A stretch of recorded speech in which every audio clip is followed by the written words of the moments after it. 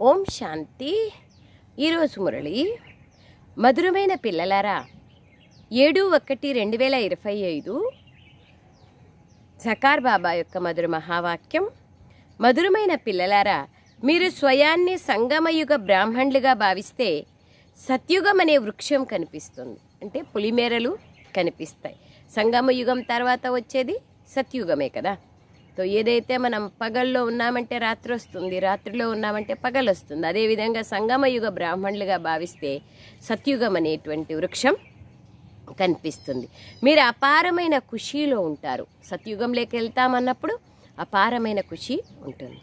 ప్రశ్న: ఎవరు జ్ఞానంలో ఆసక్తి గల పిల్లలుగా ఉంటారో, జ్ఞానంలో ఆసక్తి గల పిల్లలుగా ఎవరుంటారో వారి గుర్తులేని. జవాబు: వారు పరస్పరంలో జ్ఞాన విషయాలే మాట్లాడతారు. ఎప్పుడు పరచింతన చెయ్యరు.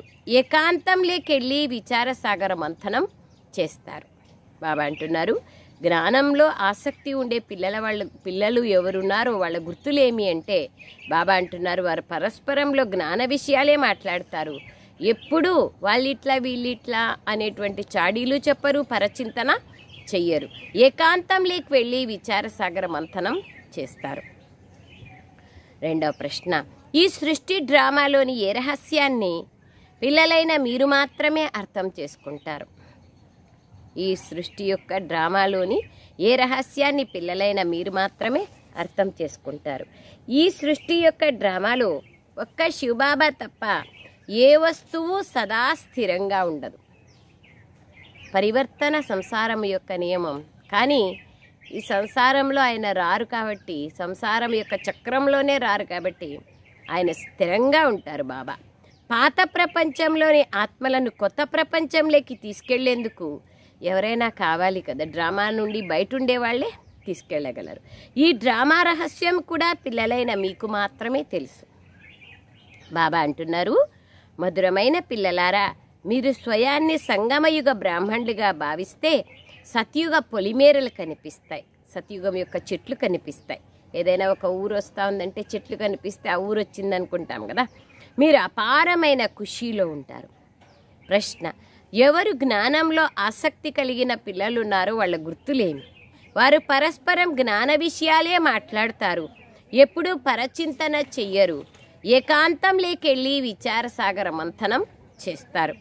రెండవ ప్రశ్న: ఈ సృష్టి డ్రామాలోని ఏ రహస్యాన్ని పిల్లలైన మీరు మాత్రమే అర్థం చేసుకుంటారు? జవాబు: ఈ సృష్టి యొక్క డ్రామాలు ఒక్క శివబాబా తప్ప ఏ వస్తువు సదా స్థిరంగా ఉండదు. పాత ప్రపంచంలోని ఆత్మలను కొత్త ప్రపంచానికి తీసుకెళ్లేందుకు ఎవరైనా కావాలి కదా.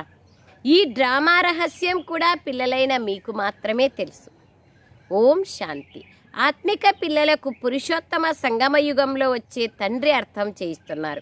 పిల్లలు తమను తాము బ్రాహ్మణులమని భావిస్తారు. స్వయాన్ని బ్రాహ్మణులమని భావిస్తున్నారా? ఇది కూడా మర్చిపోతున్నారా? బ్రాహ్మణులు తమ కులాన్ని ఎప్పుడూ మర్చిపోరు.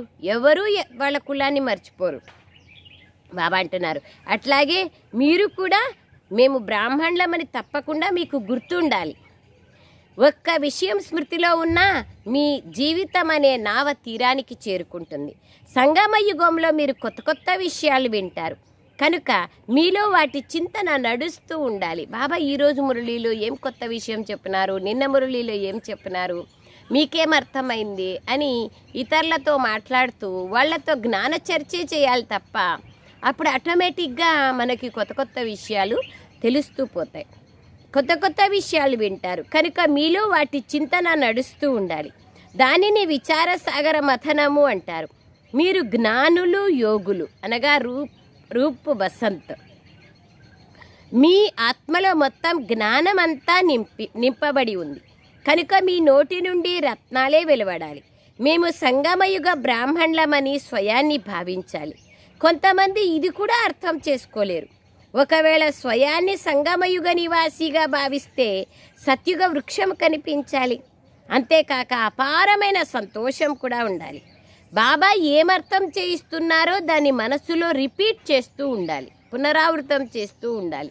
రోజు రోజు బాబా కొత్త విషయాలు చెప్తూ ఉంటారు కదా. ఈరోజు చూడండి, బాబా డ్రామా యొక్క రహస్యాన్ని చెప్తున్నారు. డ్రామాలో మీరందరూ పాత్రధారీలు, నేను కూడా పాత్ర చేస్తే మిమ్మల్ని పాత ప్రపంచం నుంచి కొత్త ప్రపంచంకి ఎవరు తీసుకెళ్తారు అంటున్నారు బాబా. దాన్ని మనసులో పునరావృతం చేస్తూ ఉండాలి. ఇప్పుడు మేము సంగమ యుగంలో ఉన్నామనే విషయం కూడా మీకు తప్ప ఎవరికీ తెలియదు. సంగమ యుగం గురించే తెలియదు. 5 యుగాలు ఉన్నాయి అని, కానీ 5వ యుగం సంగమ యుగం గురించి తెలియనే తెలియదు. 4 యుగాల గురించి అందరికీ తెలుసు, కృత, త్రేత, ద్వాపర, కలియుగాలు. సంగమ యుగంలోని చదువు కొంత సమయం కూడా బాబా అంటారు, సంగమ యుగంలోని చదువు కొంత సమయం తీసుకుంటుంది కదా. నర నుండి నారాయణుడిగా అయ్యేందుకు, నరకవాసుల నుండి స్వర్గవాసులుగా అయ్యేందుకు ఇది చదువు ఒక్కటే. మేము దేవతలుగా స్వర్గవాసులుగా అవుతున్నామనే మాట గుర్తున్నా సంతోషంగా ఉంటారు. సంగమయుగ నివాసులైనప్పుడే స్వర్గ నివాసులుగా కాగలుగుతారు. ఇంతకు ముందు నరకవాసులుగా ఉన్నప్పుడు చాలా చెడు స్థితి అనగా మురికిలో ఉండేవాళ్ళు, చెడు పనులు చేసేవాళ్ళు. ఇప్పుడు వాటిని సమాప్తం చేసేయాలి. బాబా పిల్లలైపోయినాక చెడు పనులన్నీ సమాప్తం కావాలి. నెమ్మదిగా ఆత్మలో శక్తి నిండుతా చెడు అంతా సమాప్తం అయిపోతుంది. మనుషుల నుండి దేవతలుగా స్వర్గవాసులుగా కావాలి. ఎవరి భార్య అయినా చనిపోతే మీ భార్య ఎక్కడ ఉంది అని ప్రశ్నిస్తే స్వర్గస్థురాలైనారని చెప్తారు కదా. స్వర్గం అంటే ఏమిటో కూడా తెలియదు. స్వర్గవాసి అయి ఉంటే మరి సంతోషించాలి కదా. ఇప్పుడు పిల్లలైన మీకు ఈ విషయాలు తెలుసు. మేమిప్పుడు సంగమయుగంలో ఉన్నాం, పావనంగా అవుతున్నామని, స్వర్గ వారసత్వాన్ని బాబా నుండి తీసుకుంటున్నామని లోపల మీకు ఎంతో సంతోషం ఉండాలి. క్షణము దీనిని స్మరణ చేయాలి, మర్చిపోరారు. కానీ మాయ మరిపింపచేసి ఒక్కసారిగా కలియుగ నివాసులుగా చేసేస్తుంది. పూర్తి కలియుగ నివాసుల వలె కర్మలు చేస్తారు. ఆ అపారమైన సంతోషమే ఉండదు. Underline point. బాబా బిడ్డలయ్యి పూర్తి మాయ ఎట్లా చేపిస్తుంది అంటే పూర్తి కలియుగ నివాసీల కర్మలు చేపిస్తుంది. ముఖము శవము వలె ఉంటుంది. ఏమంటున్నారు బాబా? నీరసంగా పీకపోయి ఏదో పోగొట్టుకున్న వాళ్ళ మాదిరి ఉంటే ఏమంటారు? శవం వలె ఉంటుంది అంటారు. అందరూ కామాగ్నిపై కూర్చొని కాలి శవాల వలె అయిపోయారని బాబా చెప్తున్నారు. మేము మనుషుల నుండి దేవతలుగా అవుతున్నామని మీకు తెలుసు కనుక ఆ ఖుషి ఉండాలి కదా. అందువల్లనే అతీంద్రియ సుఖము యొక్క అనుభూతిని అడగాలంటే గోపికలను అడగండి అనే గాయనం ఉంది. మేము ఆ అనుభూతిలో ఉన్నామా అని మీ మనస్సుని మీరే ప్రశ్నించుకోండి. ఎవరైతే బాబా చెప్పిన శ్రీమతం అనుసారంగా ఉంటారో, ఆత్మాభిమానిగా ఉంటారో, వాళ్ళు అతీంద్రియ సుఖంలో ఆటోమేటిక్గా ఉంటారు. ఒక్క బాబా యొక్క స్మృతిలో ఉంటారు. అయితే బాబా మురళి విన్నప్పుడు, తర్వాత దాన్ని గుర్తు చేసుకున్నప్పుడు, యోగం చేసినప్పుడు ఉంటుంది. దినమంతా కూడా అతీంద్రియ సుఖంలో ఉండాలా, దాంట్లోనే నంబర్ వార్గా ఉంటారు. మీరు ఈశ్వరీయ మిషన్ కదా. ఈశ్వరీయ మిషన్ ఏ పని చేస్తోంది? మొదట శూద్రుల నుండి బ్రాహ్మణులుగా, బ్రాహ్మణుల నుండి దేవతలుగా చేస్తుంది. మేము బ్రాహ్మణులమని మర్చిపోరాదు. ఆ బ్రాహ్మణులైతే వెంటనే మేము బ్రాహ్మణులమంటారు. వారు గర్భము ద్వారా జన్మ తీసుకున్నారు. మీరు నోటి ముఖ కమలము ద్వారా జన్మ తీసుకున్నారు. బ్రాహ్మణులైన మీకు చాలా నశ ఉండాలి. బ్రహ్మభోజనానికి కూడా చాలా మహిమ ఉంది. మీరు ఎవ్వరికైనా బ్రహ్మభోజనాన్ని తినిపించినట్లయితే మేము పవిత్ర బ్రాహ్మణుల చేతి నుండి తింటున్నామని ఎంతో సంతోషపడతారు. మనస వాచ కర్మణ ఎంత పవిత్రంగా ఉండాలి. ఏ అపవిత్ర కర్తవ్యము చేయరాదు. సండే మురళిలో ఎంత క్లియర్గా బాబా చెప్తున్నారు. కొంత సమయం పడుతుంది, ప్రతి పనికి టైం పడుతుంది. జన్మతః ఎవరు అవ్వలేదు. భలే ఒక్క సెకండ్లో జీవన్ముక్తి అనే గాయనం ఉంది. తండ్రి పిల్లలుగా అయ్యారంటే ఆస్తి లభించినట్లే. ఇతను ప్రజాపిత బ్రహ్మ శివుని కుమారుడు అని ఒక్కసారి గుర్తించి ఉంటే చాలు. ఆ నిశ్చయం కలిగిన వెంటనే వారసులుగా అయిపోతారు. ఒకవేళ మళ్ళీ ఏదైనా అకర్తవ్యం చేసినట్లయితే చాలా శిక్షలు అనుభవించాల్సి వస్తుంది. కాశీలోని కత్తుల బావిలో దుమికి శివలింగం పైన అర్పణం చేసుకుంటారు. దాని గురించి అర్థం చేయించినట్లు శిక్షలు అనుభవించడం ద్వారా కూడా లెక్కాచారం సమాప్తమవుతుంది. ముక్తి కోసమే కాశీలో కత్తుల బావిలో పడి దుముకుతారు. ఇక్కడ అలాంటి విషయాలు ఏవీ లేవు. నన్నొక్కరినే స్మృతి చేయండి అని బాబా అంటున్నారు. ఎంత సులభం అయినా మాయ అనేక చక్రాలలో మాయ యొక్క అనేక చక్రాలు వచ్చేస్తాయి. మీ ఈ యుద్ధం అన్ని యుద్ధాల కంటే ఎక్కువ సమయం నడుస్తుంది. బాహుబల యుద్ధం ఇంత సమయం నడవదు. మీరు వచ్చినప్పటి నుండి యుద్ధం ప్రారంభమైంది. బాబా పిల్లలైనప్పటి నుంచి యుద్ధం, ఆంతరంగిక యుద్ధం ప్రారంభమవుతుంది. పాతవారితో ఎంత యుద్ధం జరుగుతుంది, కొత్తగా వచ్చేవారితో కూడా యుద్ధం జరుగుతుంది మాయతో. ఈ యుద్ధంలో కూడా చాలామంది చనిపోతారు, అంటే బాబా నుండి దూరం అయిపోతారు.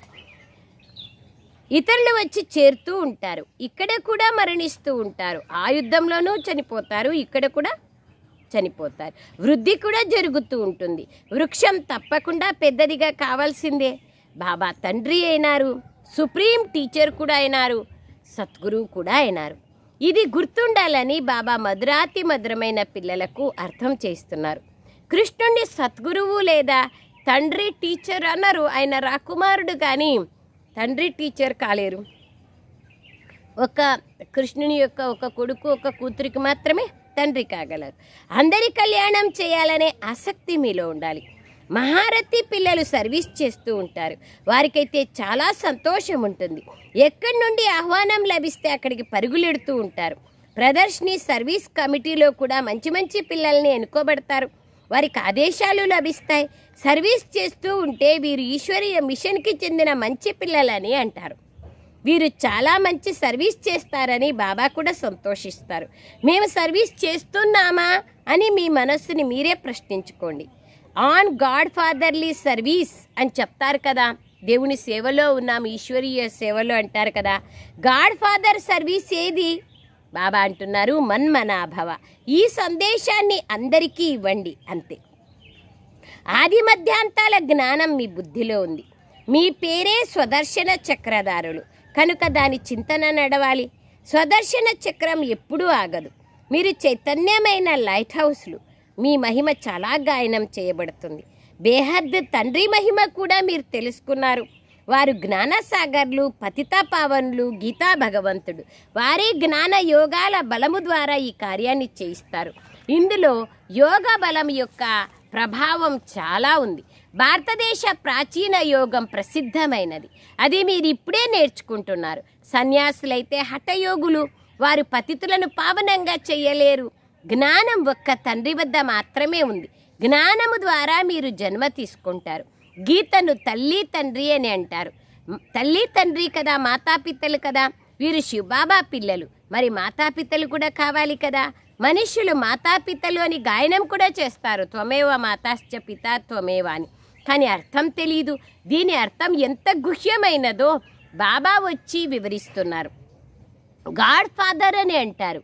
మళ్ళీ తల్లి తండ్రి అని ఎందుకు అంటారు? తండ్రిని సరస్వతి ఉంది మాత, కానీ వాస్తవానికి సత్యసత్యమైన తల్లి పుత్రుడైన బ్రహ్మయే అని బాబా అర్థం చేయిస్తున్నారు. సత్యసత్యమైన తల్లి పుత్రుడైన బ్రహ్మ బాబాని. బ్రహ్మ అంటే సృష్టికి రచయిత, అమ్మ అని, పెద్ద తల్లి అని అర్థం ఉంది కదా. బాబా అంటున్నారు సాగరం మరియు బ్రహ్మపుత్ర నది. మొట్టమొదట వీరి కలయికే జరుగుతుంది త్రివేణి సంగమంలో. బాబా ఇతనిలో ప్రవేశిస్తారు. ఇవి ఎంత సూక్ష్మమైన విషయాలు. చింతన చేసేందుకు ఈ విషయాలు చాలామంది బుద్ధిలో ఉండవు. తక్కువ పదవిని పొందేవారు పూర్తి తక్కువ బుద్ధి కలిగి ఉంటారు. అండర్లైన్. స్వయాన్ని ఆత్మగా భావించమని వారి కోసం బాబా మళ్ళీ మళ్ళీ చెప్తున్నారు. ఇది సులభం కదా. ఆత్మలమైన మనము తండ్రి మన తండ్రి పరమాత్మ అయినారు. నన్నొక్కరినే జ్ఞాపకం చేసుకుంటే మీ వికర్మలు వినాశమవుతున్నాయని బాబా చెప్తారు. ఇది ముఖ్యమైన విషయం. మందబుద్ధి కలిగిన వారు పెద్ద విషయాలను అర్థం చేసుకోలేరు. కనుకనే మన్మనాభవాని గీతలో కూడా ఉంది. బాబా స్మృతి యాత్ర చాలా కష్టమైంది. క్షణక్షణము మర్చిపోతాము, ఏదో ఒక పాయింట్ పైన ఓడిపోతాము అని అందరూ బాబాకు రాస్తారు. ఇది మాయకు మరియు ఈశ్వరీయ సంతానానికి మధ్య జరిగే బాక్సింగ్. దీని గురించి ఎవ్వరికీ తెలియదు. మాయపైన విజయాన్ని పొంది కర్మాతీత స్థితిలోకి వెళ్ళాలని అర్థం చేయిస్తారు. మొట్టమొదట మీరు కర్మ సంబంధం లేకొచ్చారు. అందులో వస్తూ వస్తూ మళ్ళీ మీరు అర్ధకల్పం తర్వాత కర్మ బంధనం లేకొచ్చారు. సత్య త్రేతాయుగాలు కర్మ సంబంధం, ద్వాపర కలియుగాలు కర్మ బంధనం. మొట్టమొదట మీరు పవిత్రాత్మలుగా వచ్చారు. సుఖ దుఃఖాల కర్మబంధనం ఉండేది కాదు. తర్వాత సుఖ సంబంధం లేకొచ్చారు. మేము సంబంధంలో ఉండేవారము, ఇప్పుడు దుఃఖంలో ఉన్నాము, మళ్ళీ తప్పకుండా సుఖంలో ఉంటామని కూడా ఇప్పుడు మీరు అర్థం చేసుకున్నారు.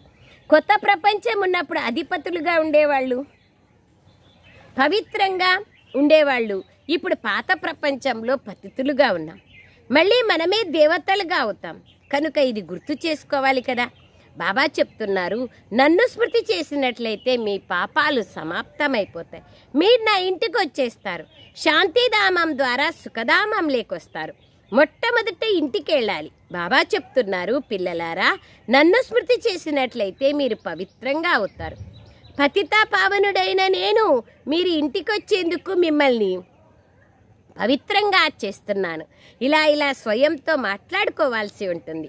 దాదాపు ఇప్పుడు సృష్టి చక్రం తప్పకుండా పూర్తి అవుతుంది. మేము ఇన్ని జన్మలు తీసుకున్నాం. ఇప్పుడు పతితుల నుండి పావనంగా చేసేందుకు బాబా వచ్చారు. యోగ బలంతోనే పావనంగా అవుతాం. ఈ యోగ బలం చాలా ప్రసిద్ధమైనది. ఇది తండ్రియే నేర్పించగలరు. ఇందులో శరీరం ద్వారా ఏమీ చేయాల్సిన అవసరం లేదు. కనుక పూర్తి రోజంతా ఈ విషయాల గురించి మంథనం నడవాలి. ఏకాంతంలో ఎక్కడైనా కూర్చోండి లేక వెళ్ళండి. బుద్ధిలో ఇదే జరుగుతూ ఉండాలి. ఏకాంతం చాలా ఉంది. ఇంటి పైకప్పు పైకి వెళ్లేందుకు భయపడాల్సిన అవసరం లేదు. మొదట మీరు మురళి విన్న తర్వాత పర్వతాలపైకి వెళ్ళేవాళ్ళు, బాబా పిలుచుకపోయేవాళ్ళు కదా సాకార్ బాబా. విన్నదాని గురించి చింతన చేసేందుకు మీరు పర్వతాలపైకి వెళ్ళి కూర్చునేవారు. జ్ఞానంలో ఆసక్తి ఉన్నవారు పరస్పరం జ్ఞానం విషయాలే మాట్లాడుకుంటారు. జ్ఞానం లేకుంటే పరచింతన చేస్తూ ఉంటారు. వాళ్ళు ఇట్లా వీళ్ళట్లా అని పరచింతన చేస్తూ ఉంటారు. ప్రదర్శనలో మీరు ఎంతమందికి మార్గాన్ని తెలుపుతారు? మన ధర్మం చాలా సుఖం ఇచ్చేదని అర్థం చేసుకున్నారు. ఇతర ధర్మాల వాళ్ళకి కేవలం తండ్రిని స్మృతి చెయ్యండి అని అర్థం చేయించాలి. వీరు ముసల్మాన్లు, నేను ఫలానా అని భావించరాదు. ఆత్మని చూడాలి. సర్వధర్మాత్మలకి తండ్రి పరమాత్ముడు ఒక్కడే అన్నప్పుడు మనందరి సంబంధం హిందూ, ముస్లిం, సిక్కు, ఈసాయి భాయి అన్నప్పుడు ధర్మయుద్ధాలు లేదా మత తారతమ్యాలు, ధర్మాల తారతమ్యాలు ఉండకూడదు. ఆత్మకి ఏ ధర్మం ఉంది? ఏ ధర్మము, ఏ కులము, ఏ మతము లేదు. నేను ఫలానా అని భావించరాదు. ఆత్మని చూడాలి. ఆత్మకే అర్థం చేయించాలి. ప్రదర్శనలో అర్థం చేయిస్తూ ఉంటే నేను నా సోదర ఆత్మకు అర్థం చేయిస్తున్నానని అభ్యాసం అవుతుంది. ఇప్పుడు మనకు తండ్రి నుండి వారసత్వం లభిస్తోంది. స్వయాన్ని ఆత్మగా భావించి సోదరులకు జ్ఞానాన్ని ఇస్తారు. ఇప్పుడు తండ్రి వద్దకు పదండి. చాలా సమయం విడిపోయి ఉన్నారు. అది శాంతిధామం. ఇక్కడ ఎంత దుఃఖం, అశాంతి మొదలైన ఉన్నాయి. ఇప్పుడు తండ్రి చెప్తున్నారు, స్వయాన్ని ఆత్మగా భావించే అభ్యాసం చేసినట్లయితే నామరూప దేహములన్నీ మర్చిపోతారు. ఫలానా వారు ముసల్మాన్లు అని ఎందుకు భావిస్తారు? ఆత్మగా భావించి అర్థం చేయించండి. ఈ ఆత్మ మంచిదా లేదా చెడ్డదా అని అర్థం చేసుకోగలరు. చెడు నుండి దూరంగా తొలగిపోవాలని ఆత్మ గురించి చెప్పబడుతుంది. ఇప్పుడు మీరు బేహద్దు తండ్రికి పిల్లలు. ఇక్కడ పాత్రను అభినయించేందుకు వచ్చాం. ఇప్పుడు మళ్ళీ వాపస్ ఇంటికి వెళ్ళాలి. పవిత్ర ప్రపంచానికి వెళ్ళాలంటే పవిత్రంగా కావాలి కదా. జైసా దేశ్ వైసా వేష్. తో పావనంగా కావాలి. పావనంగా కావాలంటే బాబాని తప్పకుండా స్మృతి చేయాలి. పావనంగా అయితే పావన ప్రపంచానికి అధికారులుగా అవుతారు. ప్రతిజ్ఞ చేయాల్సి ఉంటుంది. బాబా కూడా ప్రతిజ్ఞ చేయమని అంటారు. బాబా యుక్తి కూడా తెలుపుతారు. ఆత్మలైన మీరు సోదరులు. శరీరం లేకొస్తే సోదరీ సోదరులు ఎప్పుడూ వికారాల్లోకి వెళ్ళరు. పవిత్రంగా అయ్యి తండ్రిని స్మృతి చేయడం వల్ల బాబా అంటున్నారు,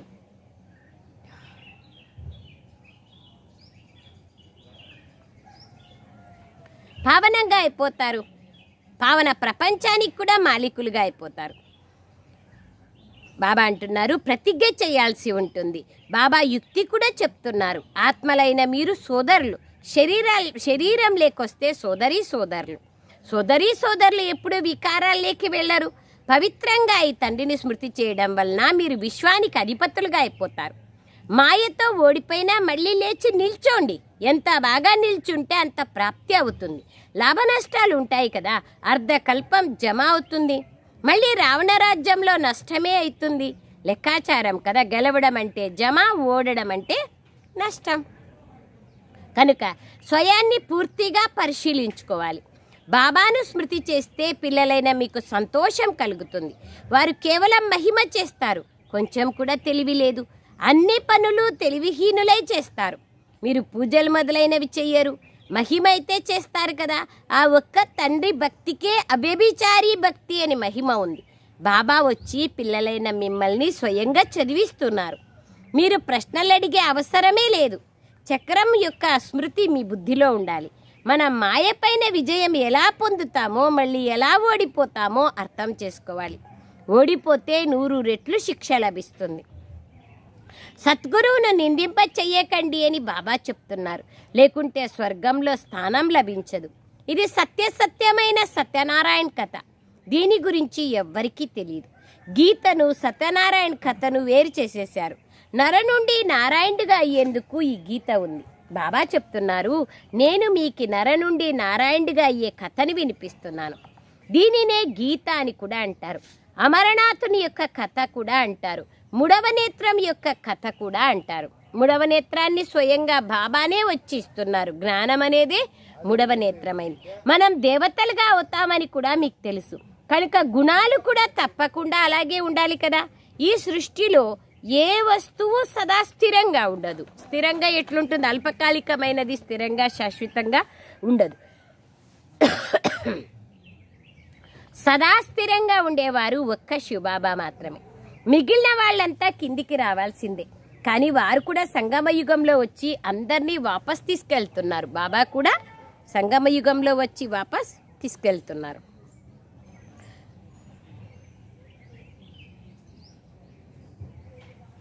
పాత ప్రపంచంలోని ఆత్మలని కొత్త ప్రపంచంలోకి తీసుకెళ్లేందుకు ఎవరో ఒకరు కావాలి కదా. దానికే క్రిస్టియన్ సహోదరులు నావికుని రూపంలో వస్తారంటారు.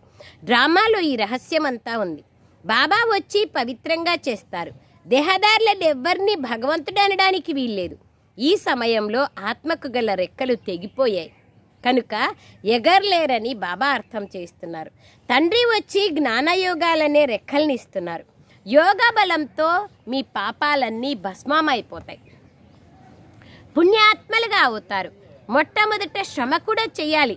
అందువలన బాబా అంటున్నారు, నన్నొక్కడే జ్ఞాపకం చేసుకునే చార్టు పెట్టండి. ఎవరి చార్టు బాగుంటుందో వారు రాస్తారు. వారికి సంతోషం ఉంటుంది. ఇప్పుడు అందరూ శ్రమ చేస్తున్నారు. చార్టు రాయకుంటే యోగం అనే పదును నిండదు. చార్టు రాయడంలో చాలా లాభం ఉంది. చార్టుతో పాటు పాయింట్లు కూడా ఉండాలి. చార్టులో అయితే సేవ ఎంత చేశారు, స్మృతి ఎంత చేశారు రెండూ రాస్తారు. పురుషార్థం ఎలా చేయాలంటే చివర్లో ఏ వస్తువు గుర్తుకు రాకూడదు. స్వయాన్ని ఆత్మగా భావించి పుణ్యాత్మగా కావాలి. ఇదే శ్రమ. ఈ శ్రమనే అందరూ చేయాల్సి ఉంటుంది. अच्छा मीठे मीठे सिखलदे बच्चों प्रति माता पिता बाप दादा का याद प्यार और गुड मॉर्निंग। रूहानी बाप की रूहानी बच्चों को नमस्ते। हम रूहानी बच्चों की रूहानी माता पिता बाप दादा को याद प्यार गुड मॉर्निंग और नमस्ते नमस्ते नमस्ते बाबा नमस्ते। थैंक यू बाबा। वरदान स्वयं సారం ఏకాంతంలో జ్ఞానం యొక్క మనన చింతన చేయాలి. స్మృతిలో ఉంటూ మాయపై విజయాన్ని పొంది కర్మాతీత స్థితిని చేరుకోవాలి.